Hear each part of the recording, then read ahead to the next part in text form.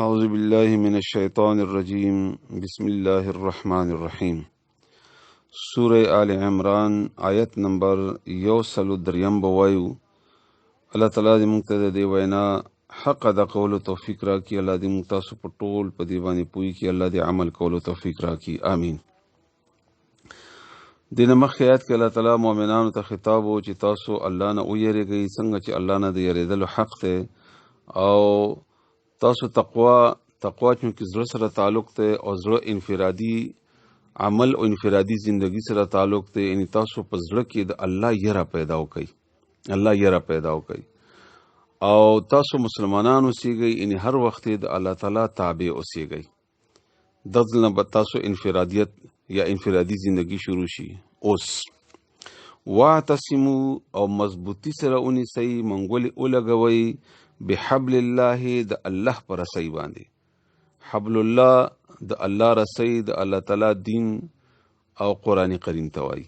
عبدالله ابن عباس رضی الله تعالی عنهما د معنا صرف قرآن کریم کړی ده چې کله تاسو اندرون ټیک شي، تقوا مو په زړه کې راشي، د الله یره مو په زړه کې پیدا وشي سره د مینې، نو بیا به تاسو څه وکئ؟ په خپلو کې به یو شئ.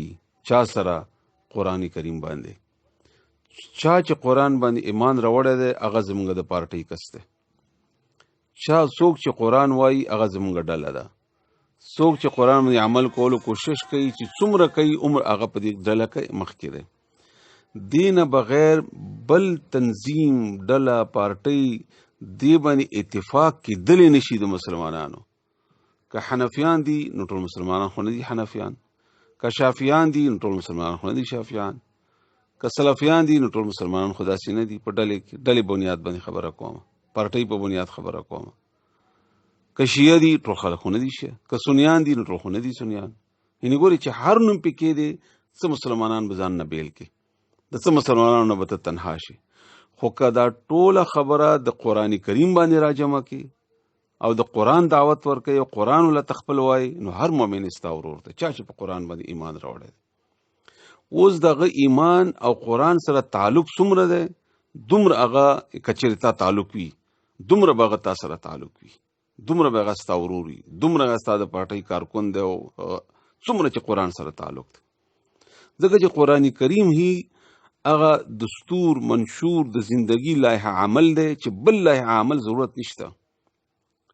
او جميعا اټول ولا تفرقوا، فرقه پرستی، ډله بازی، پارټي مسلک دا مکوي، دا ما جوړوي. ولا تفرقوا، فرق لازم اسانه وانته معنا ده. فرق مره ولا په مسلمانانو کې زه فلانه یم او ته فلانه یې، زه دې ډلې کې یم، زما امیر دا دی او ستا امیر هغه دی.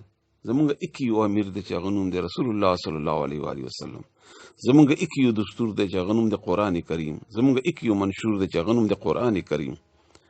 دې کې کمی نشته، د بل دستور ضرورت نشته. مونږ ولې د یو پارټۍ دستور یا د یو تنظیم دستور یا د یو هر شي بنیاد باندې ولې څه ضرور دی؟ څه خبره ده؟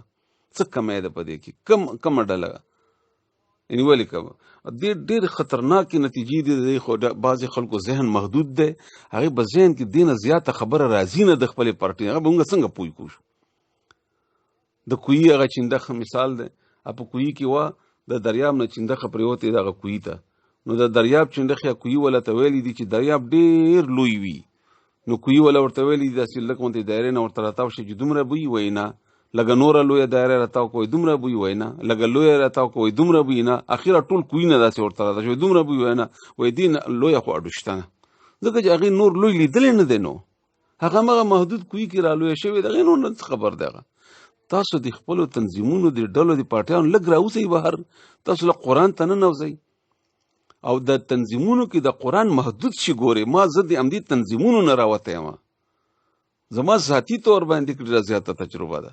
مونږ هر آیات بیا په خپل پارټۍ باندې ثابت کوو، په خپل امیر باندې تړو. تاسو لږ خو دې نه راوځئ، تاسو لږ د قرآن ته ننوځئ، تاسو لږ قرآن راواړوئ، تاسو ذهن به وسیع شي، تاسو علم به الله تعالی وسیع کړي تاسو بله. او زه تاسو ته دوه درې آیتونه وایم، تاسو لږ د خپلو کتابونو کې قرآن کریم کې کورونو کې لږ وګورئ. تاسو لږ ده الله تعالی په سوره انعام 159 کې الله تعالی فرمایي، سوره انعام آیت نمبر 159 کې هغه کې عجیبه خبر الله تعالی کوي. هغه کې الله فرمایي ان الذين بشکا کسان فرقوا دینهم چې ټوکړي ټوکړي کړي دي دین خپل. دلته ګوري دین دی، مذهب، دین مذهبي بنیاد باندې هغه ډله دي.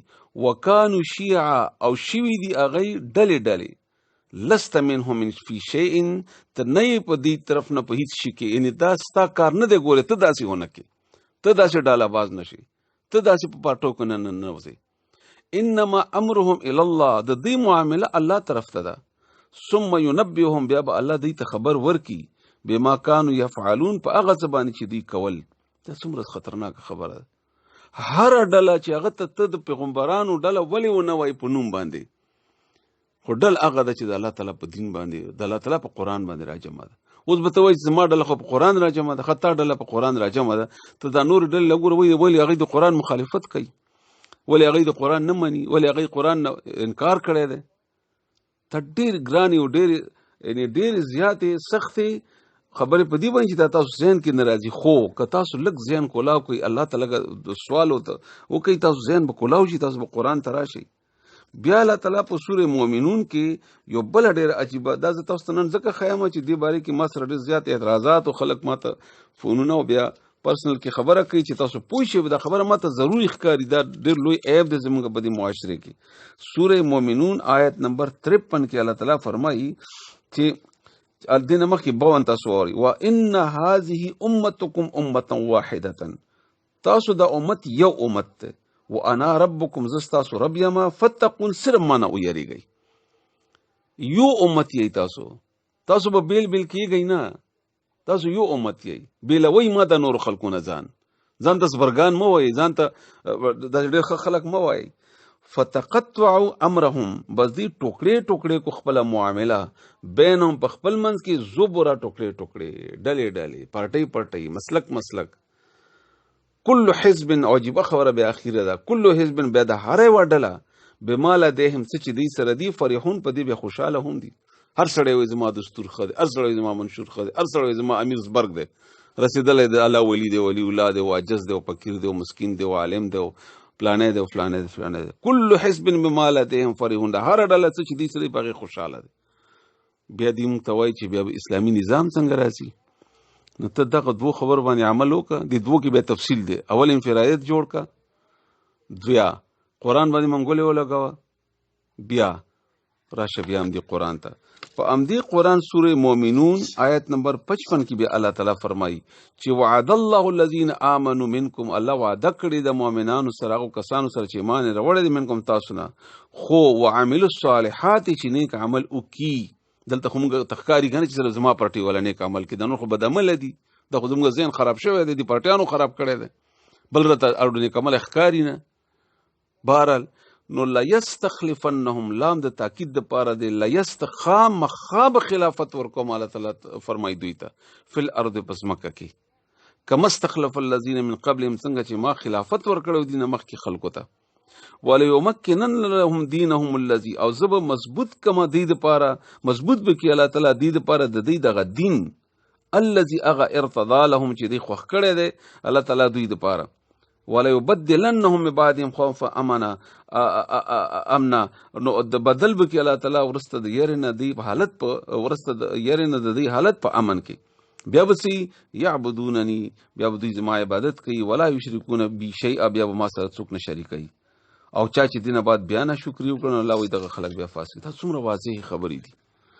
مونږ خلافت د اسلامي نظام په خپل ذمہ داری اغسته ده نه، مونږ به خپل ځان ټیکو، قرآن ته برازو، قرآن به وایو، قرآن باندې به ځان پویو، د قرآن متعلقین به ځان سره ملګري کوو. هر قرآن متعلق زمونږ ورور، زمونږ خپل دی، زما بیله پارټۍ نه ده، د قرآن ولا زما پارټۍ ده. الله زمونږ حاکم وقت، دا زمونږ امیر دی، د خبره به مونږ منو، کما چې د الله او د الله د رسول د حکم مطابق ده. الله او د الله د رسول د حکم مطابق نافرمانی به نه کوو. دا مونږ ته الله ویلي دي، نافرمانی به نه کوو. دا رسول الله صلی الله علیه وسلم ویلي دي، د باندې بشماره حدیث دي د رسول الله صلی الله علیه وسلم، د بخاری شریف او د مسلم شریف، هغه صحیح حدیث دي. صحابه کرامو په پوښتنه کوله چې یا رسول الله که فاسق فجیری وای، که فاسق فجیری تاسو به معنی. صحابه پوښتنه وکړه او رسول الله صلی الله علیه وسلم فرمایي چې کبه د شاګانو ورته کوړې برسوي، تاسو به اطاعت نه بنوځي بار، تاسو به اطاعت کوئ. دغه په اطاعت کې به تاسو د قران کریم او د الله سره تعلق جوړ وي چې کله تاسو دې قابل شوي الله به تاسو ته انعام درکړي. بیا تاسو ته خلافت د طالوت ته چې الله تعالی د جالوت په مقابله کې بادشاہي او خلافت ورکړه، د طالوت څخه انتخابات کړیو، جمهوریت کړو، خلک ورسره ډیرو، اصل بنی اسرائیل هم نو هغه سره والله ول دا بوي الله کړو الله مقدم دولې قران کې الله تعالی دا خای دا خای ما تعالی تعالی چې زه کومونه به داسې کوم. طالوت یو غریب سړی یو غسړی الله تعالی راوستو او الله تعالی امیر کو. داود علیہ السلام ور باندې الله تعالی امیر کو، هغه پیغمبر او الله تعالی طرف نه تبا الله تعالی کوي به تخپل کار خو ټیک کنه. اوس به اعتراض کوي چې دا خو تبلیغ ولا شو، تبلیغ ولا قران ته ناراضي نو څنګه شو؟ هغه قران اړو خبر نه دی، قران اړو وای نه، قران ترجمه او د قران درسونه پته بد وای څنګه شو؟ بیا تلک سوچو کو په دې اعتراض باندې. بهر حال الله فرمایي چې کله تاسو کې تقوا او د قران باندې لاس ولګوي نو راجم بشي په قران باندې، نو دا ډله بازي بنه کوي. وذکروا نعمت الله، او د الله نعمت را یاد کړئ علیکم په تاسو باندې اظهر کله کنتم چې وای تاسو اعداء دشمنان، فالف بین قلوبکم، بیا الله تعالی تاسو په زړونو کې محبت واچو، فاصبحتم بنعمتي اخوانا، نو شوي تاسو په الله نعمت سره ورونه. د مدینه اوس او خزرج د سونو کارونه په خپلو کې دشمنانو، بیا الله تعالی ورونه کړ. رسول الله صلی الله علیه وسلم راغی، قران کریم نازل شو د الله طرف نه. او تاسو څنګه وای وکنتم علی شفا حفرة من النار، شفا کنارې ته وای، غاړه، حفرتن کندې ته وای، تاسو په د کندې په غاړه وای من النار د اورنا، فانقذکم الله بچ کی تاسو من هداغین. تاسو کفر او کافر وای، خپل دشمنان وای، یو بل موجل، یو بل تم دشمنی کوله، خو چې کله قران راغی تاسو ورونه شوي، رسول الله صلی الله علیه وسلم راغی تاسو ورونه شوي. څومره لوی احسان الله تعالی په موږ کړی.